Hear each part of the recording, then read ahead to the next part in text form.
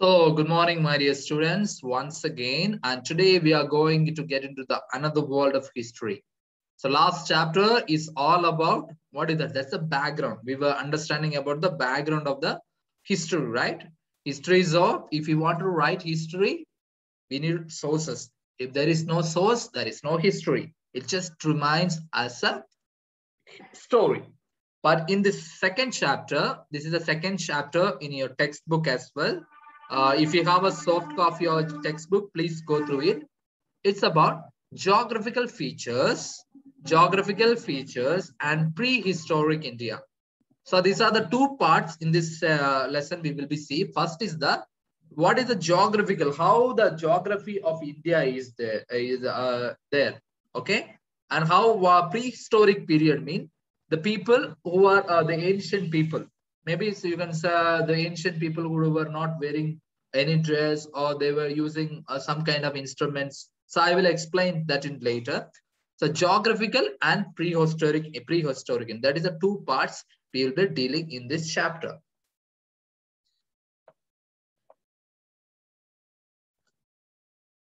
Okay. Now, okay, sir. Yeah. Now the content of this chapter, I told there are 4 parts in this chapter. What is the first? The political division of the country. How our country is being divided in the politically. Politically, how it's been divided. That is the first one. Second one is what is the physical features? Features mean that is why I want explaining how the geography, where some place we see mountains, some place are very plain, some place we have sea. So that and all we'll be seeing in this area. And the prehistoric period I already told. Another changing environment. Changing environment mean that is as days went on, as years went on, people started to change, their behavior started to change. So that is how the behavior changed, how the system changed, that we'll be dealing here. So these are the 4 parts we will be dealing in this chapter. So what is the objective? Can one of you, okay, Shagit, read. Yes, we will be able to compare and contrast between old Stone Age, Middle Stone Age, and New Stone Age. Okay. Subject topic to be covered. Fire drawings in cave. Now, see, there are, I told, in the prehistoric period, there are 3 periods comes. That is what? Old Stone Age, Middle Stone Age, and New Stone Age. In this one, what is the skill you are going to develop? That is this skill, compare and contrast. You should see what are the similarities between these 3 stages and what are the contrast mean difference. What are the difference between these 3 stages? Okay, compare mean compare. What is the similarities? Contrast mean what is the opposite? What is the difference between all of these? This is what we will be dealing in this chapter. That is the objective of this class. So at the end of the lesson, if you are able to make difference and similarities between these 3 stages, I'm sure that you understood this chapter clearly. Okay, Shahid, you want to say something? No, sir. Yeah, fine. Okay, now this is the big questions. Who will read for me next? Can I read? Yeah, Asma. Okay, Aisha is always okay. Aisha, I'll give you a chance next. Okay, so why we need to know the geographical features of India? Why are we different from the prehistoric human beings? What changes you will find after 200 years from now? Okay, so these are the big questions. This is not something related chapter. This question you have to ask for yourself. As a social science students, I told you, being a social student, social science student, the skill you should develop is that is a critical thinking. You should always somewhat critical about things. You should evaluate. You should see the similarities and differences. You should analyze the matter, whether it is true or not. That you should be very sharp enough to differentiate those things. So here, Why we need to know the geographical? Why I should know the geography? What I care? After all, I'm living in Bangalore somewhere. Now, why should I know what is the geography of India? Where somewhere is there? Do I really need to know? That you have to ask for yourself. Second one, why are we different from the prehistoric human beings? Now you see, the prehistoric human beings, they were just wearing some kind of small piece of cloth, and they did not have any equipments as we have today. They were using all the instruments, all were made of stone. For example, the knife was made of stone. You can just imagine. That was the age I'm talking about. So why are we different? Why we are different from those people? They were before us. Now, why we are different from them? That you have to ask for yourself. Now, see, I am talking about the prehistoric people. They were there 2000 years before. Now, after 2000 years, we will also become a history. That means to be some people after 2000 years after, they will be studying about us. So what do you see after 2000 years? What will be the what would be the world look like? That you have to just imagine and try to. I'm sure that you won't able to answer it that question, but try to imagine. Keep your mind open. Okay. I see Aisha raising her hand. Yes, Aisha. Nothing, sir. After 2 years, we will be how? Wonder. What, Aisha? I didn't get you. Sir, you was told no. After 2 years, we will change, and something came like same like no. After 2000 years. Yeah. After 2000 years mean from what we are right now, we are here. After 2000 years mean now, what will the world look like? I'm asking the question because 2000 years. That all will be look like modern type. Yeah, that will be completely modern, right? That don't answer it. Please keep your mind open and think creatively, as creative as possible. And if you get some nice thoughts, please write somewhere. Okay. See, I also want you to tell all of you, being a social science student, big advantage that you can be a good journalist. Okay, you can write a newspaper, you can write nice books on social science. Okay, so whenever you get a nice reflection, nice critical thinking, please have a separate notebook for getting new thoughts. Whenever you get a new thoughts, please note down in that in your notebook. So that in the future, if you want to write something, any book, you can just take those points and write a nice book. So always note down if you are getting some new ideas. So these are the three important questions you will be answering as we are going through this chapter. Shahid, what about you? Sir, I am saying this is our question in critical thinking comes. No? Yeah, I want to think critical and I want to write the answers. Correct. It's all I'm purposefully giving you these questions because I want you to think. And I want you to come up with your own opinion. I don't want somebody else's opinion. Use your own opinion. Great. So let's get to the introduction. So who, Aisha Kanu, next you are ready. Yes, sir. Should I read?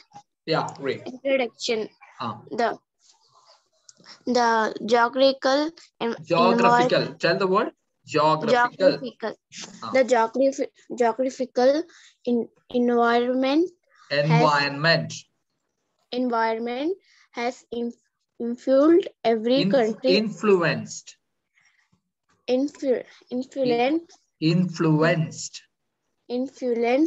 every country and people in the world. There is an intimate relationship between human life and the environment.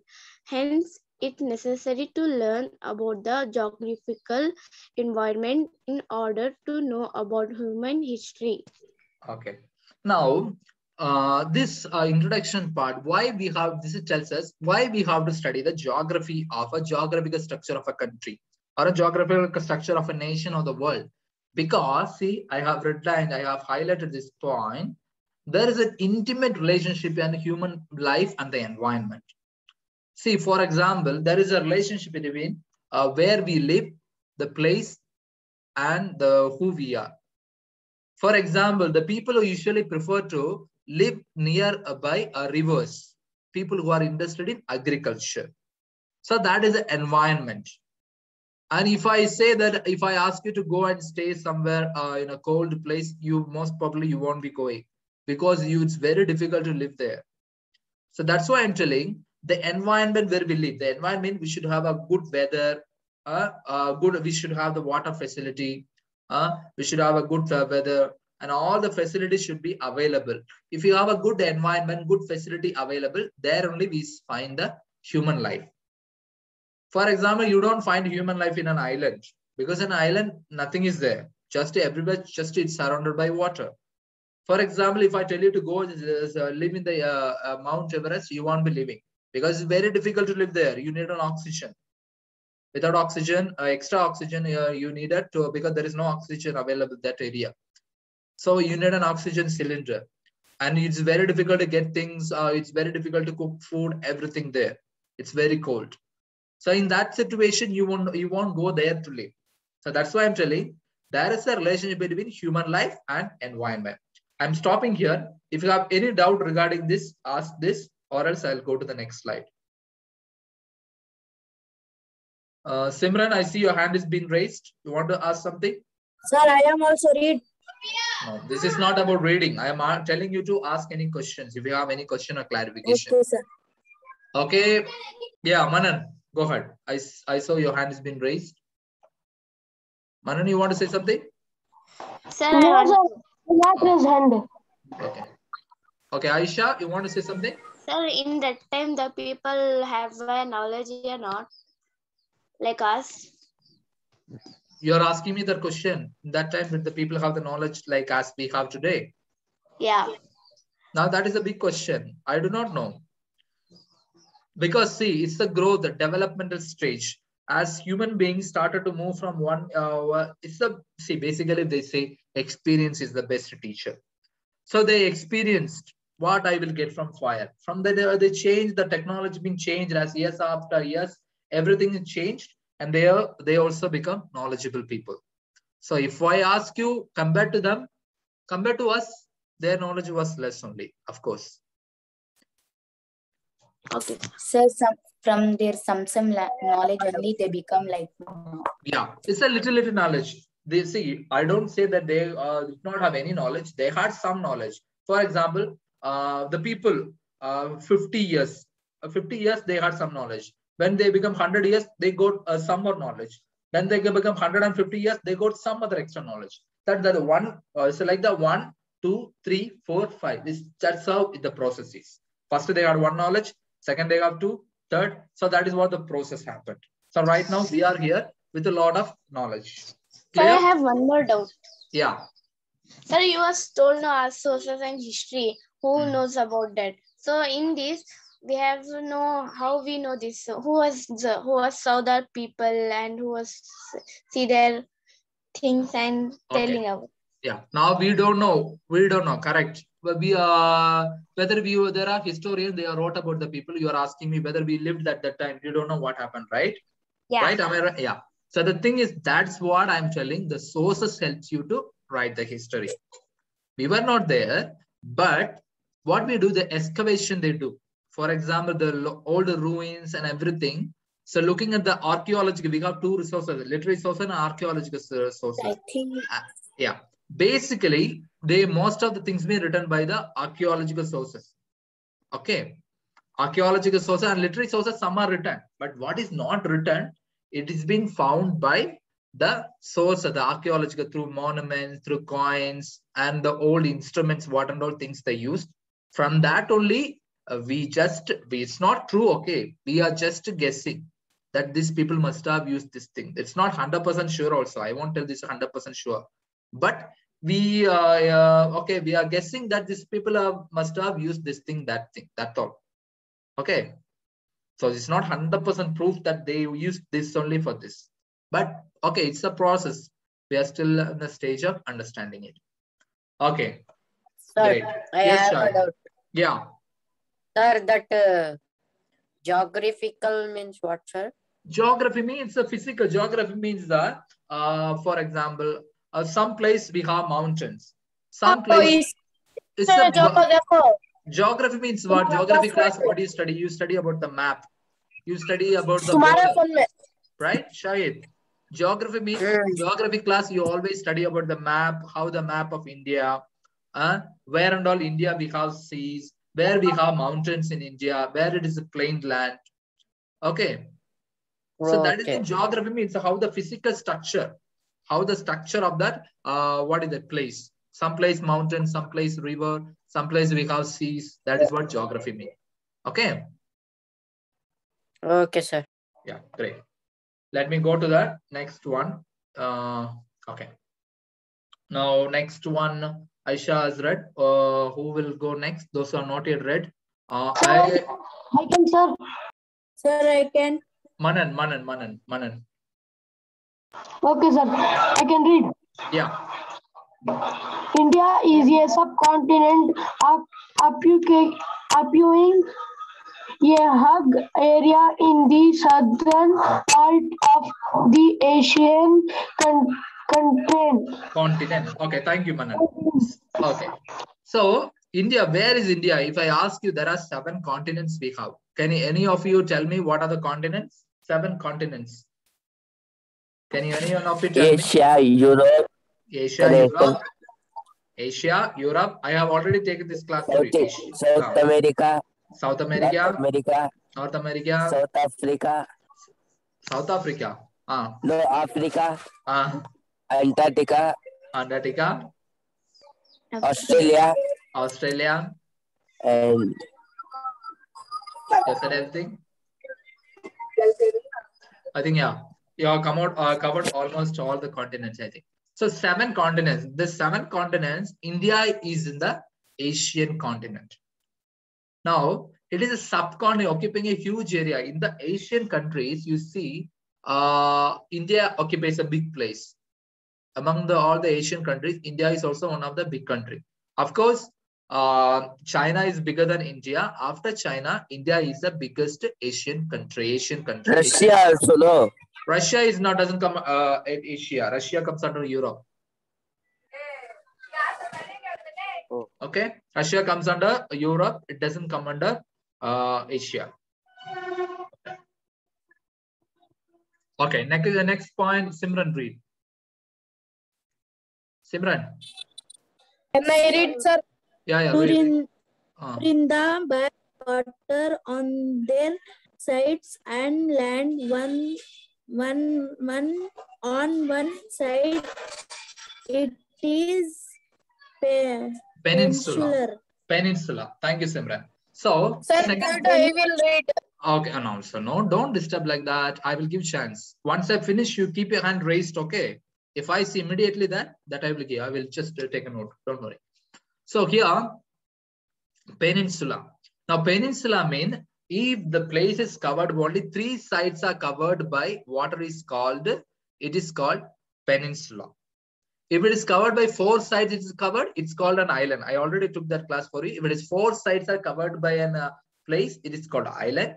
If it is only 3 sides, you can look at the Indian map. I will show it in the next slide. It is 3 sides. This side, and downside. That is Arabian Sea, Bengal, Bay of Bengal, and Indian Ocean. It is covered by these 3 seas. That's why we call India is a peninsula. So water on the 3 sides of India is covered by water. Okay. Next one, Safia. India shares its boundaries with Pakistan, Afghanistan, China, Nepal, Bhutan, Bangladesh, and Myanmar. Okay, thank you, Safia. So, what are the neighboring countries of India? So, these are the countries where next to India, we have Pakistan, we have Afghanistan, we have China, Bangladesh, China, Bhutan, Bangladesh, and Myanmar. These are the neighboring countries of India. Yeah. So, I will ask, please take this one. Next week quiz, I will be asking questions from this. Okay. Okay. Mute, please. Who is making noise? Mute. Who is? Okay. Next, I see Sadat's hand raised. After Sadat, Umesh. Umesh, you want to ask any question? Yes. Next to Can I India. read? 1 minute, Sadat. Next to India, there is on Thailand, Vietnam, Philippines there, no? That is there, but they are far compared to these are the very neighboring countries, Umesh. Okay.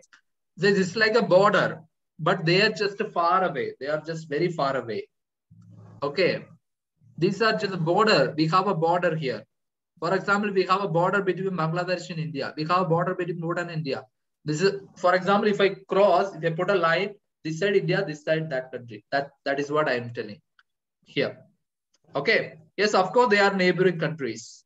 Boundaries. They see, focus on this word. Boundaries. India shares boundary mean this side India, this side Pakistan. This side India, this side Afghanistan. This side India, this side China.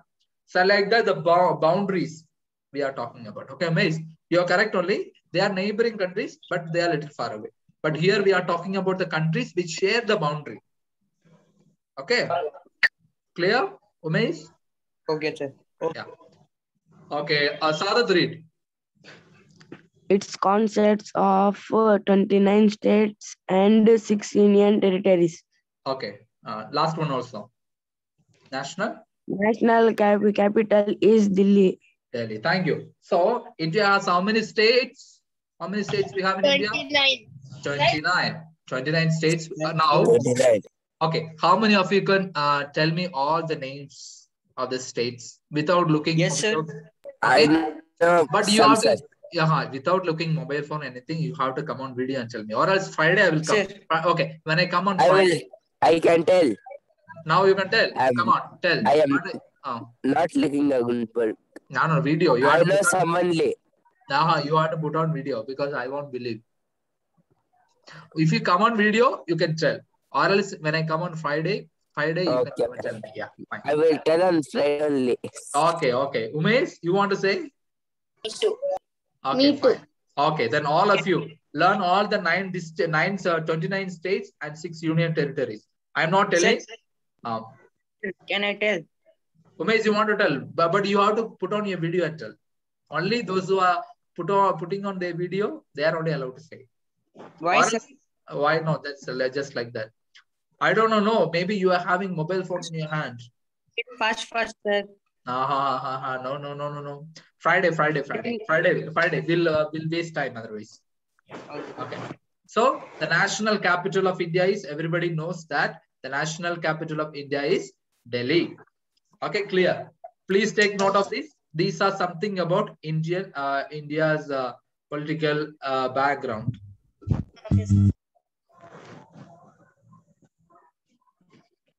Okay. Now we are coming to the geographical features. Okay. Umesh. Sir, I read first. Umesh raised his hand, or who raised his hand? Umesh, you want to read or? I read. Yes, sir. Read. Okay. Umesh, I see 3 names. Umesh, next people who will be reading is Umesh, Arfat, and Hussain Pasha. These 3 people will be reading next. Okay. Umesh? Wait, can I read? Yeah, read.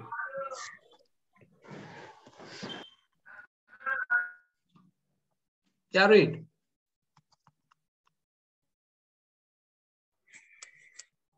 Umesh, are you there? Can I read? Sir? Read. Come on. You are wasting time, Umesh. Can I read, sir? Give me chance. Yes, sir. Sir, I'm reading. Read. Indian geographical features: Himalayan mountains, Indo-Gangetic Gangetic plain in the north. Plain in the north, Deccan Plateau. Deccan Plateau and the coastal region in the south. The snow-capped mountains in the north include some of the tallest mountain peaks in the world. They help to preserve the safety and security of India.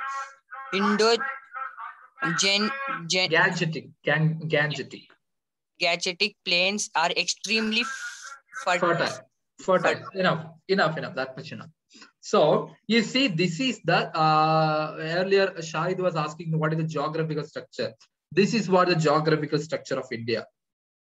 India, we have Himalayan mountain in the north. Okay, Himalayan mountains we have in the north, and Indo-Gangetic plain in the north. North India, we have also the plain lands we have there in the north, and the Deccan Plateau and the coastal region in the south. Deccan Plateau mean here Karnataka, all from Maharashtra. It starts from Maharashtra, goes up to Kerala. It's called a Deccan Plateau and the coastal region. This side from Gujarat or Maharashtra, from there we have the coastal side as well as Deccan Plateau. That is called a Deccan Plateau and coastal region. And snow-capped mountains in the north. Okay, there are tallest mounts like Mount Everest. Everything is on the north, Jammu Kashmir, Srinagar area. We have the, it is covered by the snow. That's why that area also we have in India. Then what is the you must have heard about the Kargil War. Kargil War is a very interesting war. Why I'm saying is because it happened in the top of the mountain. It is like a peak. It's a big mountain. It's very cold over there. What happened when it was very cold? The Indian soldiers, they came down. Okay, by that time the Pakistan soldiers came up. That is like a border for us. It's like a top from the down. This is the mountain. From the mountain down is Pakistan, and this side is India. Now here in the mountain, the Indians were there, their place, but when it was very cold, they came down. And that time, the Pakistan soldiers took advantage, and they climbed, they came up. And they occupied the Kargil. Okay, now this is the boundary for India. This is the safety. If you see all the Himalayan regions are covered by mountains, so that no nations can come easily to our country in the north side. So like that, these mountains are very safety for the safety purpose. These mountains are there. It is not human made. It's naturally gifted that India is covered. The northern part is covered by mountains. So that's why these mountains are there to help for the safety of the country. And Indo-Gangetic plains are extremely fine. Now, Indo-Gangetic plain, see here, it is a central part of it also comes to Madhya Pradesh, Maharashtra, this area. The lands are very, very fertile. Why we say it's very fertile mean it's all nearby the river. Okay, so it gives good manure land. So the cultivation, we can do good cultivation over there. That's why we say whatever you put, that will grow. So that is why we say extremely fertile means it's a good land, good soil. In that soil, whatever you put, it will grow. That is why we say this is what about the Indian geographical structure. So we should say when you talk about India, India is not only about just mountains. It has everything. There are some places mountains. There are some places are very plain, and there are places where it is covered by snow. And there are some places which is nearer to the sea. So this is what the difference. This is what the geographical features of India. It's a very, very important point. Please take it seriously. Okay. Next, let's go to the next slide. Arfat. Arfat? Yes, sir. Yeah. The Narmada River separates India into two. Malwa Plateau or Central Highlands and the Deccan Plateau in the south. The Mauryas and the Guptas ruled these two areas of ancient India. The Indian coastline is vast and stretches over 6,100 kilometers. The eastern coastline is called the Coromandel Coast, whereas the western coastline is referred as Konkan and Malabar coast. Konkan and Malabar coast. Okay, thank you. That much enough. Arfat, that much enough. Thank you. So this is another part of this is just a continuation of our geographical features of in India. See, the Narmada River almost falls in the central of India. It's near to the Maharashtra, that area. That is what divides India into two. Okay, it separates India into Malwa Plateau and the Deccan Plateau in the south. It just goes like this. Narmada River just goes like this. So northern part is at a Malwa Plateau. South part is Deccan Plateau. That is the first one. Second one, Indian coastline. Coastline means it is a sea. Where we see the coastal area. The coastal area is very, very vast. It's very long. So it stretches over, you see, 6,100 kilometers. The coastal area itself, it covers that much. Okay. Then there are eastern coastline. Eastern coastline means that is Tamil Nadu side. Eastern coastline means this is India. Imagine this is Kerala. Kerala comes from the western coastline. Tamil Nadu comes under eastern coastline. For example, Chennai Marina Beach is a eastern coastline. For example, in this side Kerala, we have Kannur Beach or Calicut Beach. They all come under western coastline. So here, eastern coastline is called Coromandel Coast. Coromandel Coast. And the western coastline, I mean that Kerala or Karnataka. Karnataka also we have sea, right? This side is called Konkan and Malabar Coast. Please, a very, very important note. Please take a note of that. Eastern, all of you, unmute yourself and repeat after me. Eastern coastline is called? Eastern coastline is Coromandel. Coromandel Coast. Western coastline is? Western coastline is? Konkan and Malabar Coast. Malabar Coast. Very good. Thank you. Malabar. Now, see, now the very, very important things. Even though India's geographical features very, very different, we people are still united. Despite being a diverse country, there is a cultural unity in the country. We as an Indians, we have a unity from north till the south, from Kashmir till Kanyakumari. We have a unity as a nation, as an Indians. Despite being all the diversity, the way everything is different, the language is different, the religion is different, the geographical feature is different, everything is different. But despite being different, we are all still united as Indians. That is, unity is found among our nation, cultural unity. Okay, let me stop here. If you have any doubt, you can ask at this point. No, sir, no doubts. No doubts. Okay. This is what, well, maybe give me a second.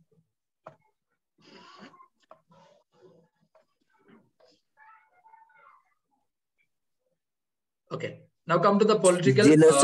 Yes, tell me. Okay, it's almost time, right? It's almost time, I suppose. So just go through the textbook. I want you to go to the second chapter. Tomorrow's homework for you is tomorrow, before coming to the class, go through the second chapter. Okay, go to the second chapter of geographical features and come for the next class. You can send me textbook, sir. I will send you, if you want, I will send the PPT as well. I will send you the PPT, or else I will send, if you just send, yeah, or you want the textbook. So either we have to complete our notes also, no, sir? Yeah, all of you, please make sure you complete your SST notebook. SST, you should have a separate notebook. Yes, sir. I know that it is an online class, but at the same time, you should have a SST notebook. I am going to check every week. I will be checking the notebook as well. So Friday. Okay. So Friday, please take a note. Friday. Sir, I have sent you yesterday. You didn't check. Yeah, I am checking. So what are the things you have to do? Friday, I'll be checking your notebook. How much notes you have completed regarding social science. Second one, yeah. Now you can stop the recording, sir.